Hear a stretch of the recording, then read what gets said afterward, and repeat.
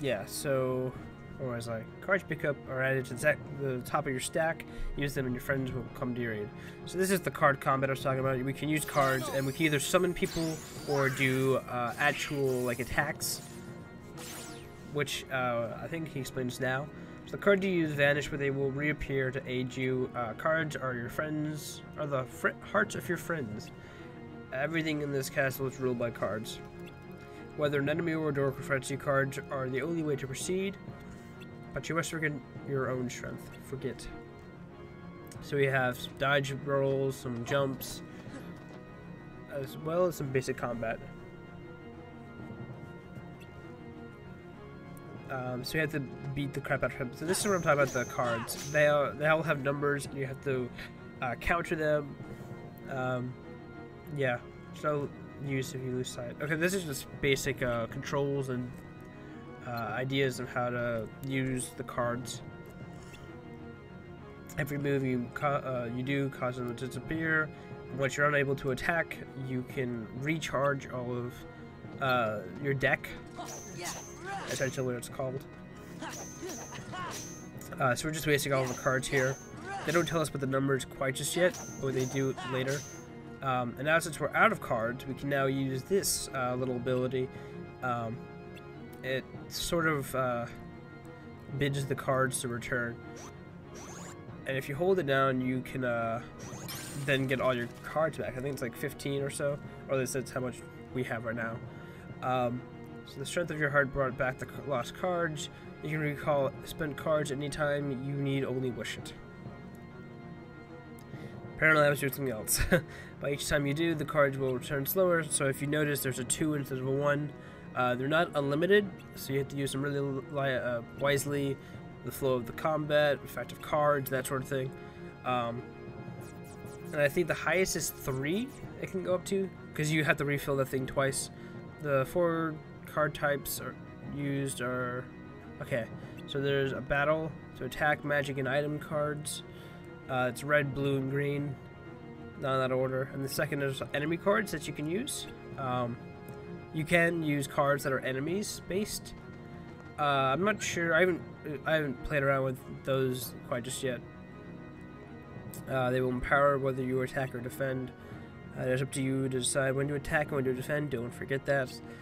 Sometimes it really isn't, because you just get charged out while you're trying to recharge your cards, which I think is the hardest part about this game, is that a lot of the combat you have to do is like swinging at people, but then you have to recharge your cards, and that takes time. Okay, one second. Are you two alright? You tell us. When you opened the door, we saw a strange light, and then poof, we fucking vanished. Yeah. And the rest is just blank.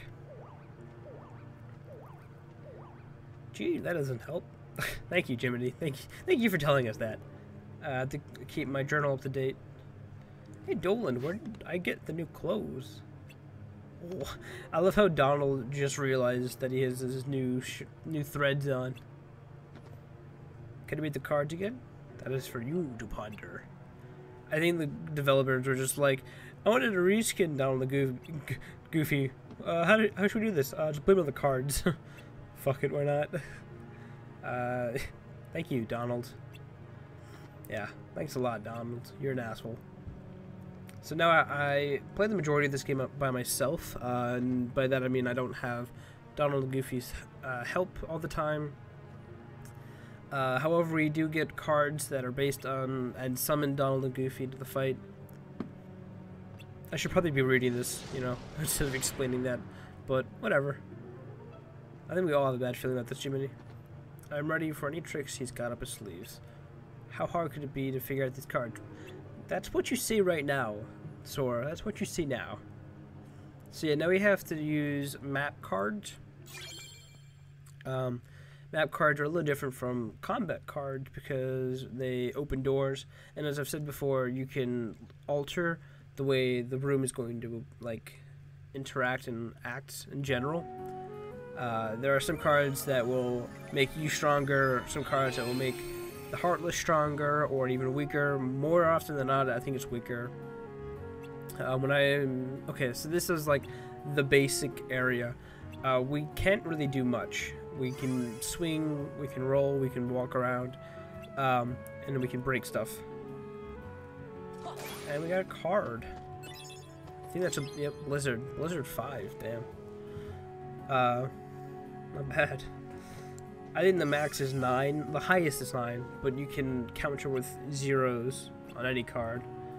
And there's some things we can lift up and we can, I think, throw at people. And this is how we initiate combat. Like a lot of RPGs, there are like one enemy in an area, and if you can stun them or hit them before you like touch them, you can initiate into a combat. And if you hit them like I just did there, you gain an advantage where they're all stunned. There we go. And then you can beat them up. And during the combat, Goofy and Donald cards will come into play. I think I have an 8 Goofy. That's pretty decent. And then they can interact and do stuff like Goofy with his amazing swirls of doom. And then we have a map card, Tranquil Darkness. I think that makes all the Heartless not attack you, like not be aggressive. Oh, that's right. I had a small break there. I was like, I think that was when my parents came home and they were like, "Oh, here's lunch," and I'm like, "What? Oh, thanks." So I paused it. Now I'm just gonna beat the crap out of everything I can. I think this is when we find, yeah, okay, so these red orbs are going to be our source of money. If you notice, they're called Moogle Peas. It's sort of the currency in this game to buy card packs, and as I mentioned, since the majority of this game is based off of cards, all the combat, all the items, all the spells, we have to have a pretty decent card power, which allows us to pick which cards go into our deck, and in order to, we can't like just buy, you know, items, we have to buy cards. And there's like certain decks you can buy. It's like, oh, here's some attack upgrades, here's some health upgrades, that sort of thing. But these are map cards. You can synthesize them to become a new location. So you need to, in order to open a door, you need to have whatever the door is asking. So if you notice, there's 3 different colors and a yellow one. I don't exactly know what they mean. I think red is enemies, green is, yeah, so you need to match the criteria they're asking. This one is a value of 1 or greater, and we have exactly 1. Yeah, the cards are marked, yep, 0 through 9. They're special because they meet most criteria. The card without a marked value is a key card. Those are the yellow ones. Key cards only used as special doors, aka events, or non-fluff rooms. They're like major points in the story for the world. But I think it goes red as enemies, blue are like items and shops. This one's called a moment of reprisal, I think. So it allows us to have a save point during the world, which I don't think there normally is. And I was gonna say green would be to like buff us up, but we just got our red that buffs us, so not really sure. Yeah, that's pretty much, I guess, the majority of this game, at least for right now. And we do get to save Moogle points. I was like, why is it called Moogle P? I'm collecting their P. Lol lol lol. I'm 5. Shut up. I have to. Okay. I don't think you understand. I'm pretty sure the majority of the packs cost like 100 to 150. I think the highest is 200 per pack, and we have 240 right now. So these are the 2 cards we have. Oh, so that was actual Kingdom Key. Never mind. I thought it was a buff or a map card. We now, if you notice, there's a lot of this on the screen. So the deck, we're allowed to have 99 cards in a deck, but we have to have a maximum of 275 card power, and that is essentially each card is worth some power. In order to like not have everything in your deck at the beginning of the game, they limit you to how much card power you're allowed to have, and I'm allowed to put both my stuff into the card. And they don't really tell you how to manipulate this, because I was trying to find how to organize that, which is select, because I wanted the kingdom key to be with the other keys, so you know I can do like a free flow in combat and not have to worry about healing twice. I also want to mention that the health potions in this game don't heal you for health. They replenish your cards. You have to use a heal spell. A little bit of a difference. I guess it's technically, I want to see the same thing, but it is different. So these are the 2 cards I got. Oh, it's Few or Heartless. That's what Tranquil Darkness is, which we have. We have a 2. So we can't open this with the yellow card because it's not important. This room isn't important, okay? It's just a boring room. And that was weird. I don't know what that was about. Just some random like fluff on my screen. So I thought there was a barrel I could like break before I attacked the Heartless, but the Heartless was like, haha, let's just charge at him. Like, fuck you, Heartless.